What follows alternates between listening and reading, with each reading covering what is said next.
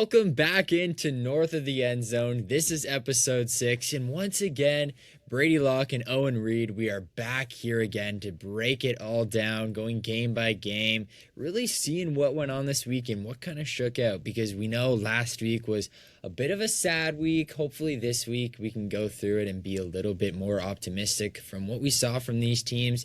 And the big thing we're going to do this episode is break down those Montreal Alouettes coming off the bye. They had a huge game against Calgary this week. We're going to get into that a little later on, but we're going to decide and debate if they are really these clear-cut championship contenders, and do they have what it takes to get the Grey Cup this year.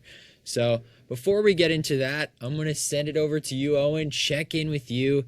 How you feeling? How is the week? And, your Argos did take the loss this week. I'll leave it to you there. Yes, they did. But you know what? They lost to actually a pretty good team. So, I couldn't be too angry. We got to see a lot of really fun storylines actually run this week. Your boy Davis Alexander, you've been hyping up since day one. You get to talk about him. He played fantastic, in my opinion. The guy looked like an absolute just cog in the system. He looked incredible. And so that was fantastic. We have a lot to talk about with Drew Brown, which he could end up being the hot take signing of the season. I think he played fantastic, unfortunately, against the Argos. He looked great. But nonetheless, I say we started off with the roughest game of the week, the 0-5, 0-6 Red Blacks. Yeah, those Red Blacks, man. They started the week off for us. Couldn't get the win over the Elks. I was able to tune into a little bit of that one, and at the point of watching it, it was actually much closer than the final score, right? The final score is 40-17. Yeah. During this entire game, it didn't really feel like that up until the fourth quarter, where the Elks outscored them 24-3. But at the time I kind of started to tune in, it was pretty close. It was about 16-14 for the Elks, I believe.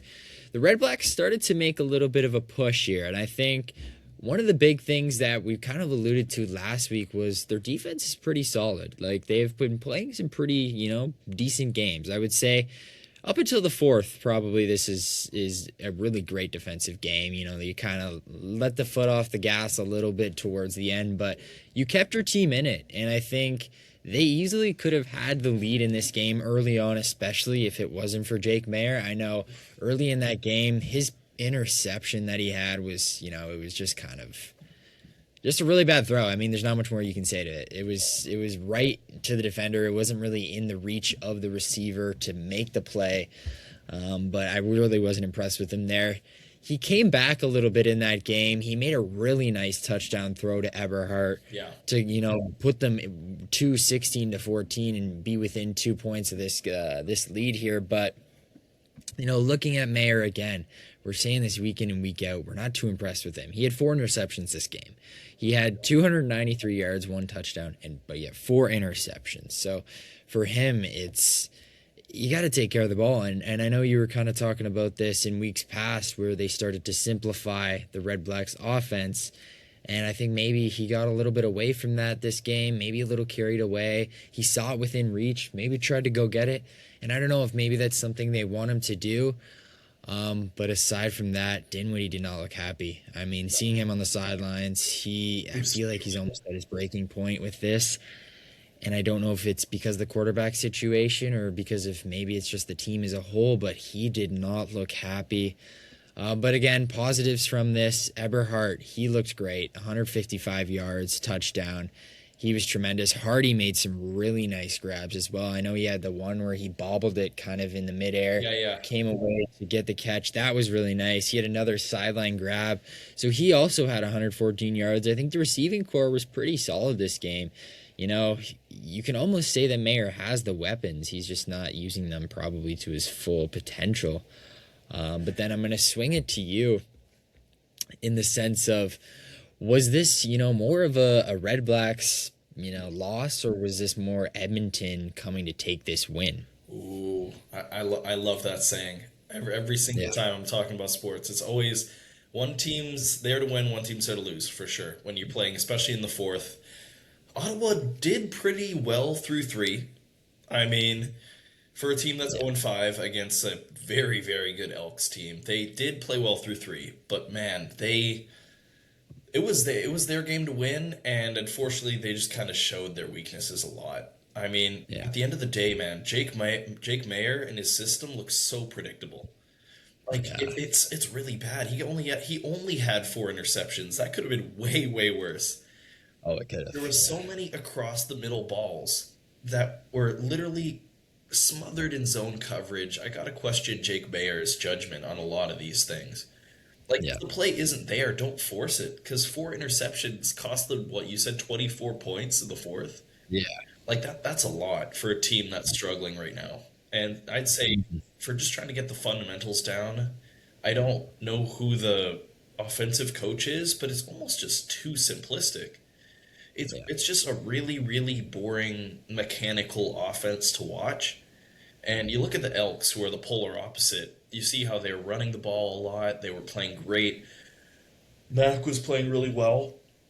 And you kind of just see the stark contrast in the fourth, where the better team just ended up winning the game. Yeah. I mean, it was theirs to lose from the opening whistle, and they did not lose the game, the Elks. So, Yeah, like you mentioned there with the star power coming through, really it was Rankin. He kind of was able to take over in this game at certain points. He had three combined touchdowns, yeah, two rushing, one receiving, and he had so many runs where it kind of looked like he was stopped and then he somehow just breaks three and gets to the edge and he's it's gone. crazy. So Yeah, Rankin, it's a difference maker. And I think every time you play the Elks, it's like if you shut down Rankin, you got a good chance. But most of the time, that's a really difficult task. So yeah, for the Red Blacks, they weren't able to do it. They were probably able to do it, a little bit at the start, but it really didn't last long before he really got a hold of this. And, looking at the receiving core, Mac, like you said, had a good game. And I think passing wise, Fajardo, he was solid. I'll give him that. I know 340 yards, two touchdowns. But again, I felt like maybe there was some decisions early on in this game that he kind of let the Red Blacks stay in it too. So again, I don't know if that's more like the defense of the Red Blacks at the start or it's Fajardo, but again, there's all these things coming together. But like you mentioned, I think the big thing was the star power coming out in the end. The Elks showing they were the better team, and really it was decided in that fourth quarter. So totally. moving forward, I think looking at the Elks, they're now really positioning themselves to be a top contender in this West. It was a big bounce back win for It them, was. right? Yeah, yeah. They were undefeated, taking that loss, and now they're right back on top. So going forward, I know this against the Red Blacks, it's one you want to have, but they definitely did go in there and take care of business. Totally. Totally. But yeah, for the Red Blacks, there's not much to really love, right? We're now still undefeated on the season, or not undefeated, still winless on the season. Defeated Looking season. for that first, yeah, looking for that first win. We'll see how it goes, but yeah, moving forward into this Friday night game with your Argos, like you alluded to, this was a very interesting game. The Bombers were able to win this one 30-21, but it was a really close game, I think. And there was a certain point in the game that for me was really the decisive. So it was when the Argos were going to kick the field goal, missed the field goal slightly wide, and the Bombers return it. And this was, I believe it was Vaval, because Yeah, I think so. yeah, he was the one who muffed the punt to give it to the Argos. Argos get the ball. Then they miss the field goal, and he's the one who makes up for it, returns the missed field goal for the touchdown. That to me was, the decisive play in this game because it went from being within, one score to now you're two scores and the time is going down. So for me, that was just the biggest play of the game. But to look at the numbers, to look at the stats, Drew Brown, he played fantastic. I know you mentioned this at the top of the episode, but that trade is looking like It's looking really good. every snap, every drive, it's looking better by the minutes, right? So we'll have to see how it goes going forward. But again, it was his first game, so it could be great. You got to see more of these performances. But man, to look at that and to see how well he just fit into the system. I know he played there before, so it's not too hard. But again, it's a situation where you probably didn't expect to go in right away with the whole Caleros thing. So Yeah. for him to be able to be ready to step into this role and to play really, really well, I think that's tremendous. But I'll send it back to you. I know you probably have some thoughts on Winnipeg's, situation with Drew Brown, and how do you think he played this game? Oh, like I said from the opening bell, he just looked so comfortable. like I don't know what it was, what snapped into him. Like maybe it's just he knew the system extremely well, but just Yeah. his timing was great. He looked really comfortable in the pocket. They were giving him a bunch of time. His timing on a bunch of throws. If you saw the one where it was like a kind of almost a half in route, kind of across the middle, timed it perfectly, caused two Argos defenders to hit each other. That summarized his game perfectly. He knew where his receivers were going to be. He knew where the checkdowns were, and he got the job done.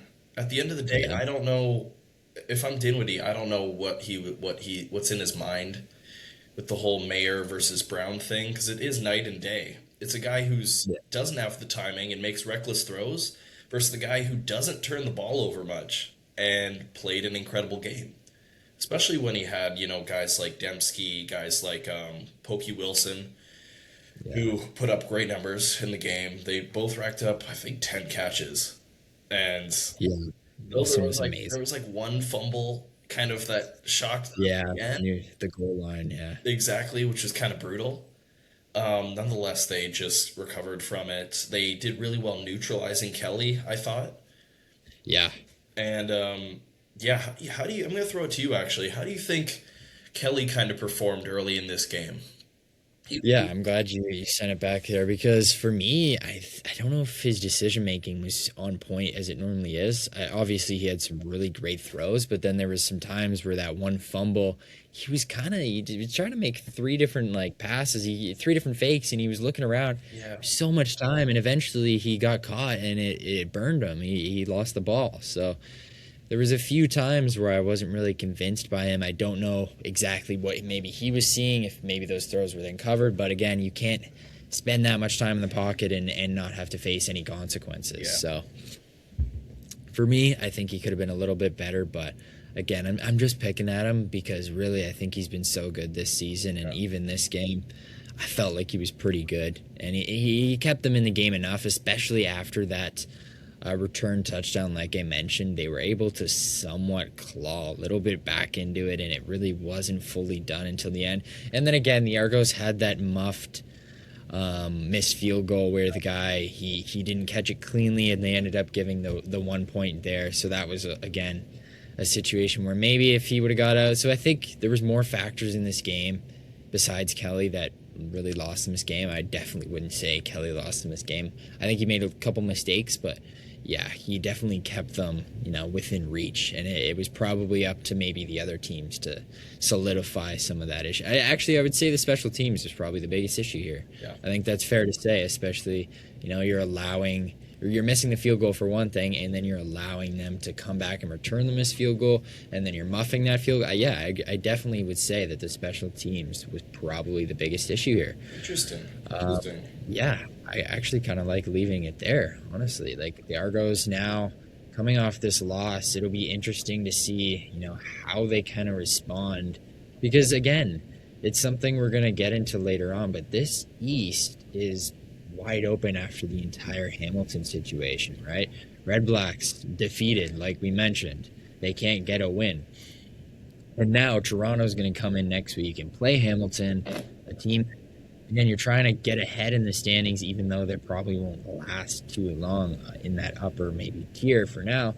If you get this win, you're looking really good, and it's ultimately just going to come down to you being able to eventually beat good teams like Montreal. And then looking at the West, Winnipeg's a team you feel like you should be beating. And then again, you're looking at those teams like Riders, Elks, Lions. It's teams that you got to figure out how you can beat them. Yeah. That's kind of getting onto another whole sidetrack. But to move forward, we'll then look at the Saturday night game. Actually, no, we're going to leave the Saturday night Alouettes game till the end because I want to transition that into our analysis. We're going to start with this Rough Riders Ticats game. Wow. There wasn't much to see here, right? It was a pretty heavy beatdown, 38-7 for the Rough Riders. The Ticats kind of hung in it up in that first half. They were only down 4 at halftime. It was somewhat there. And then again, it was, they went scoreless in the second half. Saskatchewan put up 7 in the third and 20 in the fourth to kind of solidify this win. All right, sorry again there. We had a few technical issues, but we are back. And like I was saying, Trevor Harris wasn't his great game once again. 212 211 passing yards, 2 touchdowns, 2 interceptions. Not something he really wanted to do in this game. I felt like it was a chance for him to get back after that, kind of poor performance against the Red Blacks last week. But I think one positive to kind of take here is that he got his receivers more involved as a collective once again. And last week we were kind of saying how he didn't get Schaefer Baker involved as much. Emulus wasn't as involved. It wasn't great. He made a few mistakes. But again, here now we're looking at a more even slate, right? 78 from Schaefer Baker, 72 from Emulus, 41 from Keyshawn Johnson. So, again, it's more of a group effort. But again, I'm not going to pick at it too much because they managed the game. They got the win. So, I don't think there's too much I can say there. AJ Ouellette was back. He had a great game, 83 yards. Pretty solid. So, I know it's just kind of there, right? It's just kind of, it was a game. I'll just say that. It was a game, right? It wasn't, nothing too crazy. It's a 38-7 win. I don't think you can pick on a team too much for that, so I'll leave it there. Looking at the Ticats, Jake Delegala, 122 yards, 1 interception, and then Trey Ford got some minutes as well, 47 yards from him. So, interesting kind of mix-up there. Again, I don't think they're loving what they got at quarterback, and that's going to be something they're going to have to figure out in the next few weeks if they want to stay in contention in this East. But really, again, if they're still kind of fighting for that third spot, with the crossover, they're going to have to make sure they're better than the fourth in the West. So, because you're kind of rooting out the Red Blacks already, you think you should still be better than them. So, again, you're just kind of fighting with that fourth in the West. And it's something maybe you can figure out, maybe you can do, but I think you definitely need to figure out the quarterback situation sooner rather than later. I'll swing it to you. If you have any sort of thoughts on the Ticats on this game, and what do they kind of do going forward? See, you put it perfectly in saying the game just kind of existed. I mean, Yeah. I got to watch the first quarter because I was occupied doing some other things, but nonetheless, it was 1-1 at the end Yeah. of the first. Yeah. That doesn't summarize, I don't know, this kind of game. That just it ran away after that. I don't know what does. I want to know Because how many times that's ever happened in history, like a 1-1 quarter. Like that just, especially first quarter. So you turn on the TV and you just see 1-1 start of second quarter. 1-1. Like that would just throw me off. I would feel like I'm just in a daze. But anyways, continue your thought there. Oh no, I get it. The American Reddit fans would be having like a field day with that. You see Exactly. 1-1, you're like, oh man, these wusses down there. They only got extra points. I'm like, yeah, whatever. All right, so we're back one more time.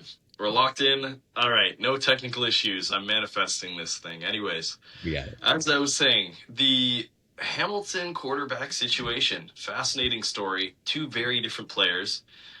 You can clearly tell that if you're a Hamilton player or you're a Hamilton receiver, you're kind of pissed. You go from a field general that is, oh my gosh, Will Levi, what am I talking about?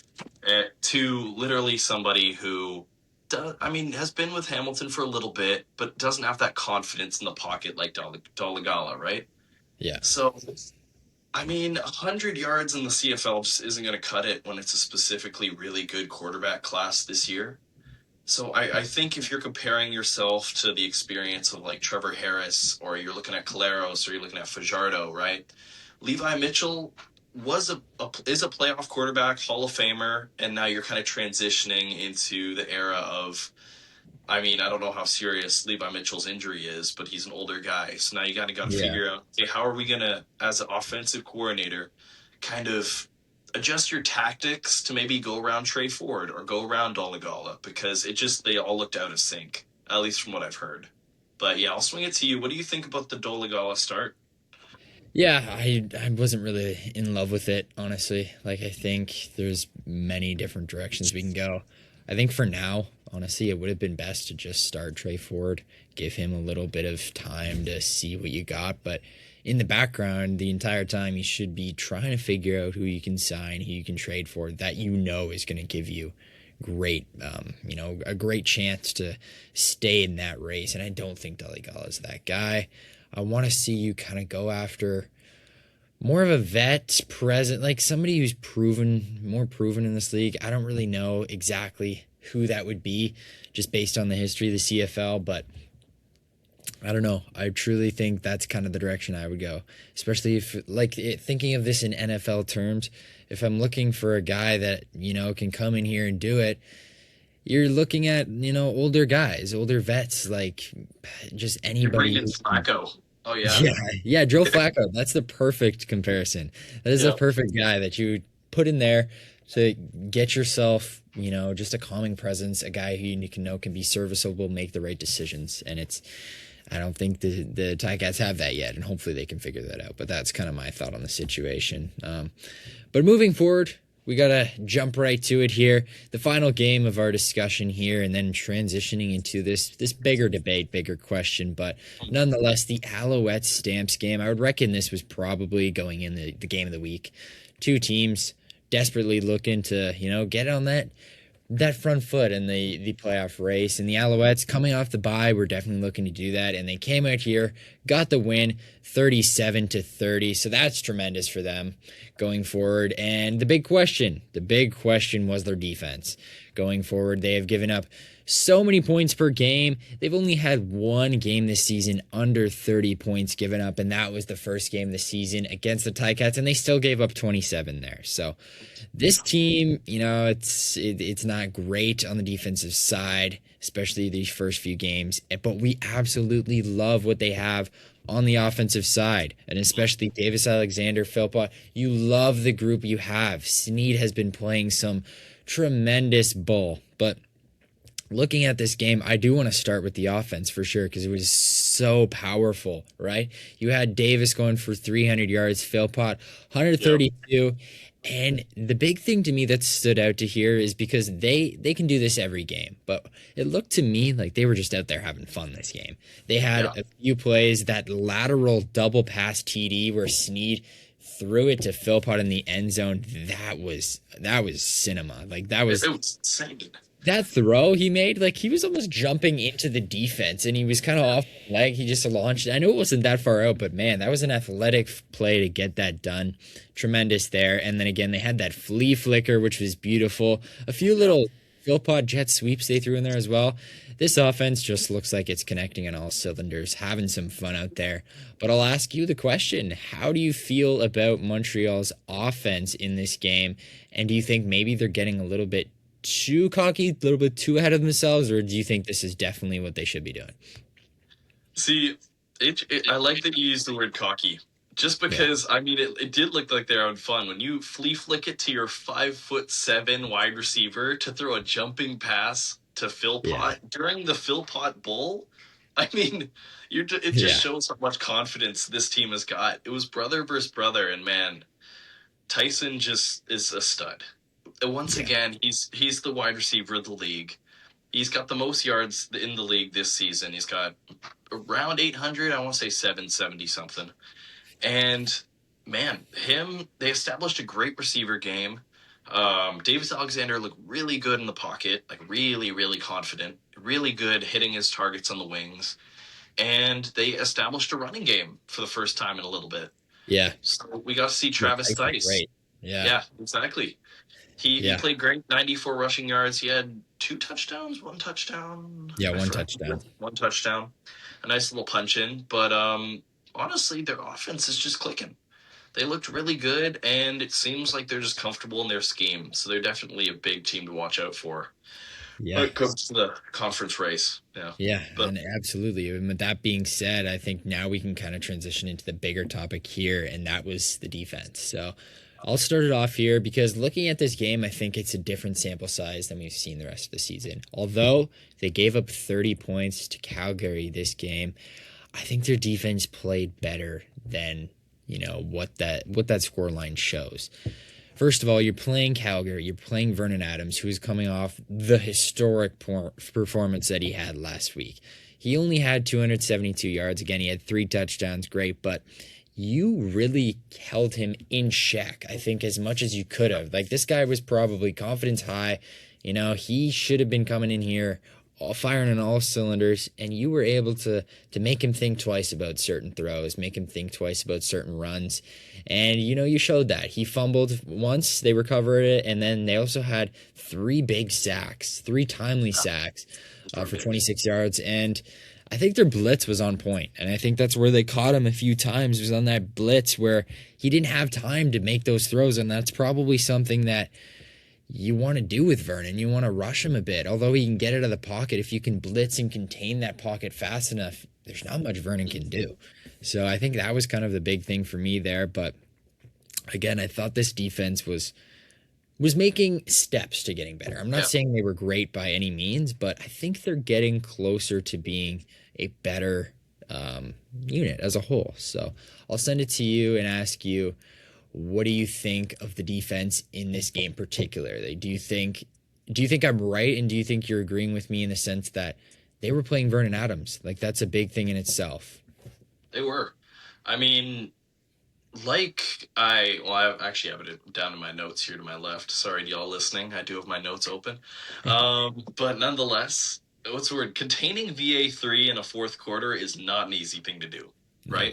No. Yeah. And Montreal has done it time and time again. They've stressed, if I were a Montreal guy who's maybe eaten a little bit too much grease, I would be having a heart attack every single time I watch their defense walk into a fourth quarter.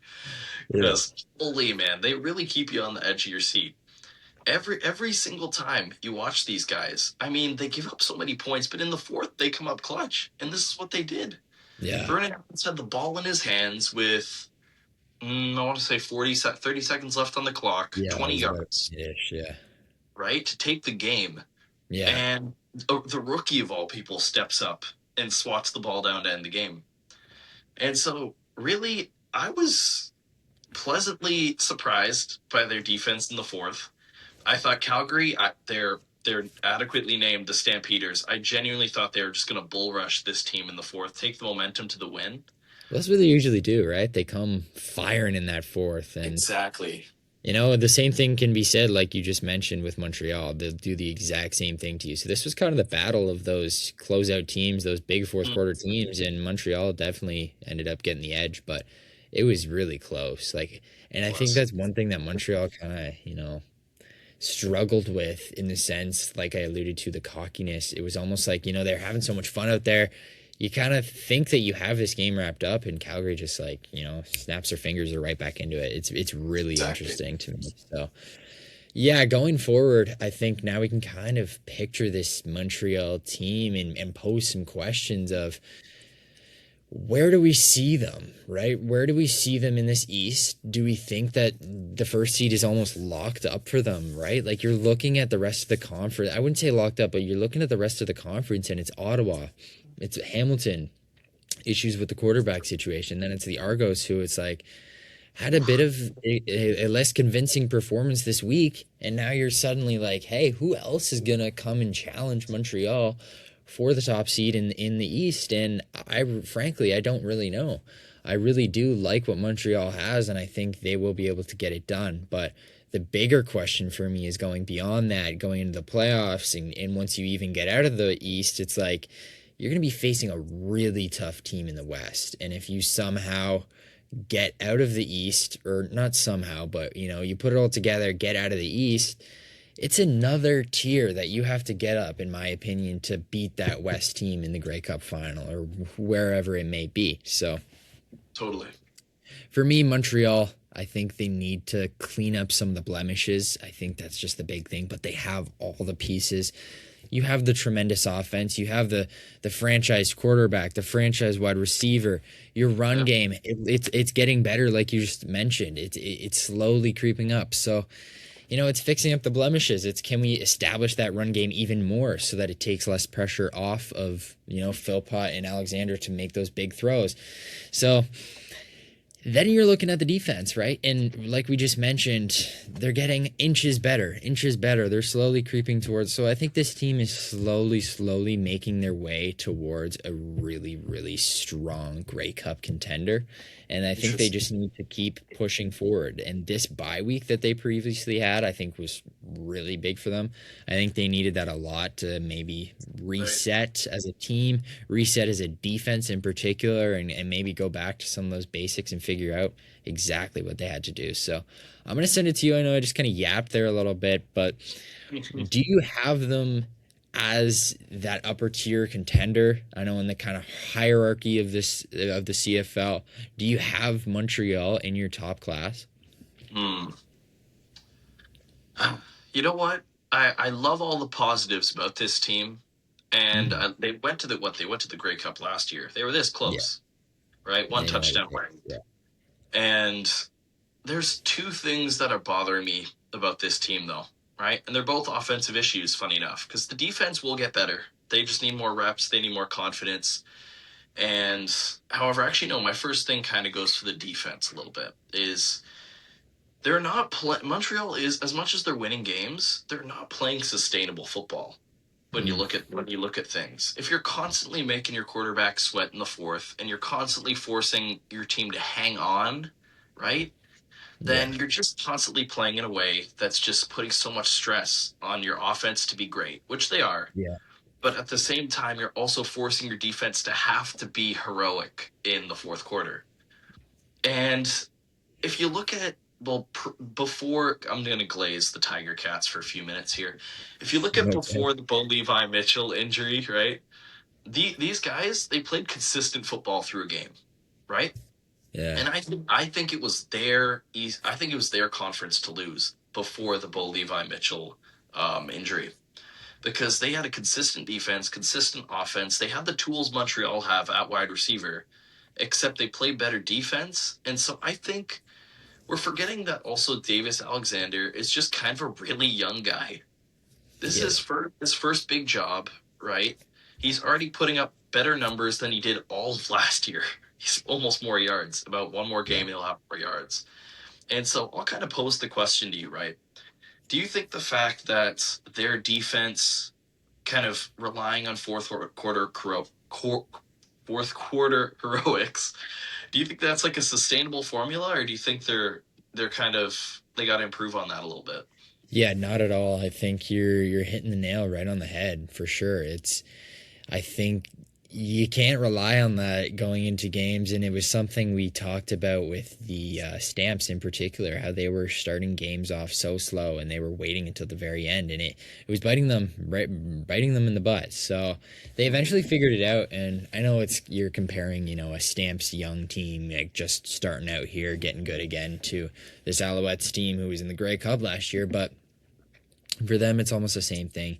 You got to be able to sustain your leads throughout. And it's not that Montreal was starting off bad, it's that Montreal is starting off good and they're almost like laying back a little bit, getting a Yeah, little bit lackadaisical, for lack of a better term there, to lackadaisical.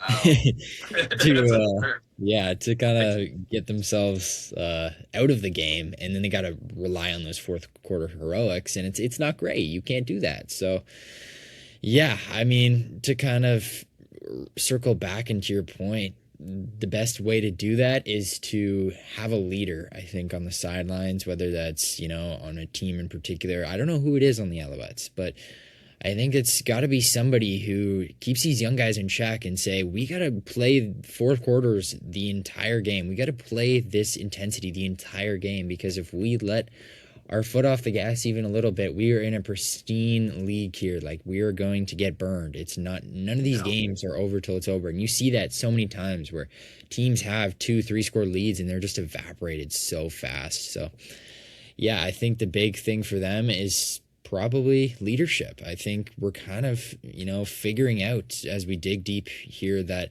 maybe because they're such a young team, they're lacking leadership issues. They're lacking somebody to be that main guy, or it might even be a collective that brings them together and keeps them in check, especially, when you're young, you're playing, you just want to go out there, have some fun, and that's what they're doing. But we need guys who can also keep them at the level that they know that they are and that they know they can play to. So I Mm. think that's kind of the big thing there for me. And honestly, that wasn't something I was actually considering going into this, but you just made me realize that, which is honestly tremendous. But yeah, Ah, look at us. Look at us debating each other. Look at us making it all better. But nice, nice. You know what? I honestly, got a good debate for you, actually. yeah, go for it. It's not. Who do you think? All right, of this duo, they're tremendous. Who do you think's the better or most important part of the wide receiver core? Is it Philpott or Sneed? That's a very interesting one because I said more Smith. important, not better. Also, important Okay, point. yeah. 'Cause, yeah, I think it's probably obvious, like skill wise. I think Phil Pott has that edge, but if you're looking at most important, Snead has been that second option, that reliable guy, and you're showing his versatility, especially with the plays that he was making this week. And as a Patriots fan, he reminds me like a lot of like Julian Edelman. Like Wow, it's that's good. almost uncanny, right? Like it's this Yeah. guy who you probably didn't expect going into the season that can just make plays. Edelman was an undrafted guy. I'm not sure exactly what Snead was coming out of college, but this is a guy who's coming out here making big plays and being consistent. You're looking at him all season long in his game so far. He's just been so consistent, and that's a guy that Davis is going to want to rely on going down the stretch, going into the playoffs for sure. So for me, he's a vital, vital part of this team. And for me to kind of pick apart which one's almost better, it's so hard because I think they're both virtually so important to this team. But I think you almost need to have that second option as a very important guy. I don't know, man. Like that's Tough such a one. hard. That is so hard. I'm gonna swing it back to you because I can't decide. Would you almost separate them at all, or where are you on that? It's so tricky, right? Because they play such different games, right? You can't really bracket them both off in their own little classes, right? But I don't know. I think Snead's role as like the 5'7" slot guy has been tremendous. Like Yeah, he's done exactly what they've asked of him. He's put up a lot of yards. He's got the fourth most receiving yards, if anyone else realizes, in the league. He's got 600. He's got how many is it? Oh, 470. That's still pretty great for opening season. And so having the second option that takes zone coverage, like some secondary, and forces the defensive coordinator to kind of cover him, yeah, just opens up so much space for Philpott, right? yeah, And that's why he's putting up 30-yard games right now. It's because they got to guard the dual threat. And so by those reasons, I have to say Tyson Philpott is a better player, I have to say. He's got a lot in his bag. He's consistently the best wide receiver in the league. But man, I think Snead right now is the most important because he's just making Philpott so much better. So that's gonna be my take. I Yeah. like it. I like it. I'm pretty close to agreeing with you there. I'm very close, but honestly, I think we gotta almost wrap this episode up. I think this was a pretty good analysis. I think we can almost kind of say that Montreal has the pieces and they have what it takes. It's just for me, the main big picture here is clearing up the blemishes. And I think they're on the right track to doing it. They're step by step, I feel, each week improving, like I said. So for me, Montreal, I mean I said this preseason, but they're easily a clear cut contender for me once again. So I'll leave it There you there. go. But in I terms love of getting better, I podcasts, think they're so cleaning close. up the blemishes. Cleaning up the blemishes. That's the title. But looking forward at this week, we'll now kind of go into our predictions, breaking that down before we, get out of here. But Friday night, we're going to start off. No Thursday game this week. Friday night, BC is going to head into Edmonton, which is a really big matchup. Once again, they faced each other 2 weeks ago. This was where BC got their first win. Edmonton was handed their first loss. BC's coming off a bye. They're looking here to do this again, going into Edmonton. Really, Owen, I'm going to hand it off to you first. What do you think here? Oh, this is a tough one. I'm gonna say it's Edmonton just because they're at home. Yeah. I think BC had a lot go right in the game that they played against Edmonton, but they have to exactly kind of fit those puzzle pieces together one more time to Yeah. take down an incredible Elks team. I think they're fantastic. I think their QB's great. But I think Rourke's getting stopped by the secondary. That's gonna be my take. Yeah, this one's tricky because for me it's so hard to depict, right? You're having a team come off a bye, and especially when you just beat them, but then again, it's like for Edmonton, they're at home and they just lost to these guys 2 weeks ago. I really want to take them to get their get back, but I'm so torn. But I think I like what you're saying there. I think Edmonton's gonna end up getting this win here and getting themselves, kind of back on track with the season series against BC. But then again, we move into Saturday doubleheader, starting things off with a rematch from last week. Montreal is going to be heading to Calgary this time, with Calgary a chance to get their revenge once again. 2 games starting off the week as a little bit of a revenge game. So Calgary at home this time, back in their place. I don't know, man. I think I'm going to have to rock with Calgary to get it this game. I think Vernon's going to be back in Calgary again where he had that historic game. He's going to want to take care of business once again. Yeah. I think Calgary gets this one. Okay. See, this is going to be this is history making, by the way. This is the first time we're about to agree on the same 2 picks in a week. Wow. This is a first. We've ever done that. I don't think we've ever done that. But yeah, I'm thinking Calgary. I think his ego and confidence is too big to be losing back-to-back games to the same team. He's going to his house. He basically owns that stadium. Yeah. So I think VA3's got it. I think they're going to adjust really well to Montreal's 4-man rush. That, like you were saying, they blitzed a lot. So yeah, give me Calgary too. We're same picks. Okay, well now we're going into an interesting. Maybe interesting for those who might think so, but Toronto's visiting Hamilton. Again, a nice little, pretty close battle here, geographic-wise. But looking at Hamilton again, who knows what they're going to be running out with quarterback. Toronto looking for a get-back game. I got to ride with your Argos here, and I'm hoping we're probably going to be agreeing once again. Yeah, this is wild. Wow. All right. Yeah, we're rocking with the same team here. Argos, absolutely. I agree. Yeah. I think QB situation's a mess for Hamilton, and Chad Kelly is going to just connect with Common. He's going to connect with, what's his name? Is it Coxie? Coxie, yeah. I think it's Coxie. I think he's just going to have a legacy game. So because he got disqualified last game, correct? Coxie? What did he do? Yeah. I thought I saw that. Did I see that? Oh, Anyways, but I think if he's playing, he'll be great. But nonetheless, I think Toronto away because I don't know, Hamilton's got work to do. Okay, interesting. And then, we might be agreeing once again here. Sunday night, Winnipeg, Ottawa, ending the week off. Drew Brown. Wow, this is actually interesting. Drew Brown coming into Ottawa. He is gonna be feeling some tension there. Ooh, I love the storyline for Winnipeg to take this game for sure. Coming into Ottawa, Drew Brown's going to be staring Dinwiddie in the eyes when he fires 5 touchdowns on their head. What do you think? 5 touchdowns. Okay. I love the storyline too. I mean, it's just the classic, chip on the shoulder. Yeah. You didn't want to let me just go wreck your team. Yeah. But yeah. Ottawa at home, but they just look so demoralized. So I think it's the week of the away team wins. Oh wait, no, not 2-2. Yeah, I'll go Winnipeg. Okay. I think Drew Brown's got it. Yeah. Wow. Honestly, looking at this is going to be a great week for storylines, right? You're starting off with these 2 revenge games, then you get a classic between Toronto and Hamilton, and then the Drew Brown revenge game.